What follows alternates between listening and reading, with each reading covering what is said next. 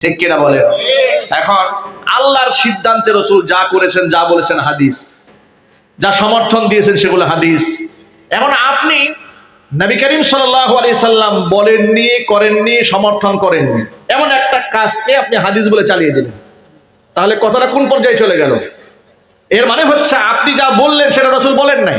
তখন কি হবে? শোনেন, আল্লাহর নবী সাল্লাল্লাহু আলাইহি সাল্লাম এই ব্যাপারে বলেছেন, মান কাযাবা আলাইয়া মুতাআম্মিদান ফালইয়াতাবাওয়া মাকআদাহু মিনান নার। আমি মুহাম্মদ সাল্লাল্লাহু আলাইহি ওয়াসাল্লামের উপরে যদি কেউ মিথ্যা আরোপ করে, সে যেন জাহান্নামে তার ঠিকানা বানিয়ে নেয়।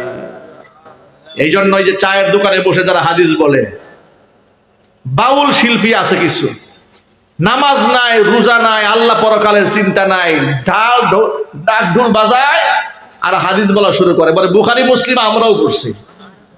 এরকম পাগল আছে না নাই দেশে? একটু জোর আওয়াজে বলতে হবে, আছে না নাই? আশ্চর্য ব্যাপার, আজীব ব্যাপার। হাদিসের নামে চালিয়ে দেয়, মন গড়া যা মনে চাই তাই বলে।